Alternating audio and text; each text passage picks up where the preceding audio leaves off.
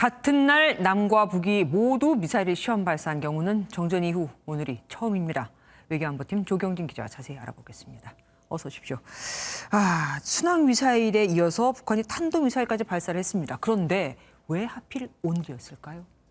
더없이 좋은 D-Day라고 본 겁니다. 왜요? 일단 문 대통령이 참관하는 공개적인 SLBM 시험 발사에 대한 맞대응 성격이 강합니다. 또 하나, 이번에 한미일 북핵 수석 대표가 일본에서 회동을 가졌는데 이 북한이 원하는 대북 제재 관련 해제 내용이 나온 게 없습니다. 이 와중에 왕이 중국 외교부장이 방한을 해서 한중 협력을 재차 강조를 했으니 이 북한의 심기가 다소 불편할 수밖에 없겠죠.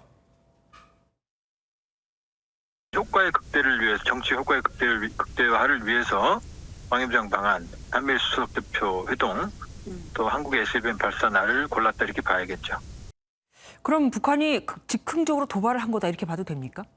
소위 갑자기 욱해서 도발을 했다 이렇게 보기는 어렵습니다. 왜냐하면 오늘 발사한 미사일이 북한이 지금까지 발사한 것 중에서 사거리가 가장 길고요. 그렇기 때문에 위협적입니다.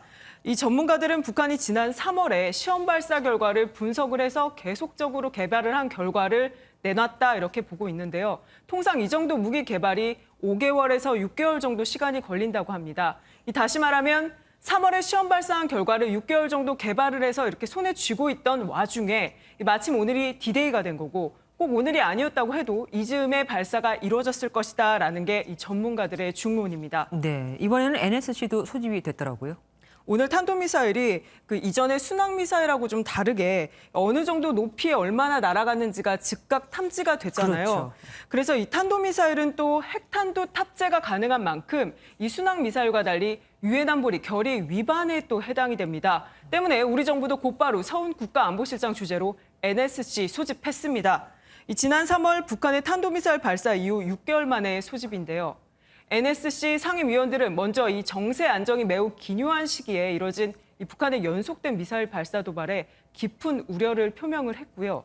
이 미국을 비롯한 유관국과 이 발사 배경 그리고 의도를 정밀 분석하면서 긴밀히 협의해 나가겠다 이렇게 밝혔습니다. 미국이나 일본의 반응도 나온 게 있습니까?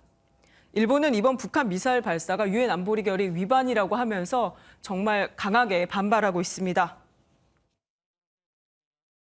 我が国と地域の平和と安全を脅かすものであり、厳重に抗議するとともに強く非難をします。 이 미군의 인도태평양 사령부는 홈페이지에 성명을 내놨는데 보시면 일본과는 조금 온도차가 있습니다. 내용 보시면 우리는 이번 사건은 미국인과 미국 영토 동맹에게 직접적인 위협이 아니라고 판단했으며 미사일 발사는 북한 불법 무기 프로그램에 불안정한 영향력을 보여준다 이렇게 지적하고 있습니다. 어쨌든 김정은 위원장의 전술핵 개발 지시 이후에 가장 위력적인 탄도미사일 발사 시험 아니었습니까? 네. 계속해서 주시해 봐야겠습니다. 조경진 기자와 함께했습니다.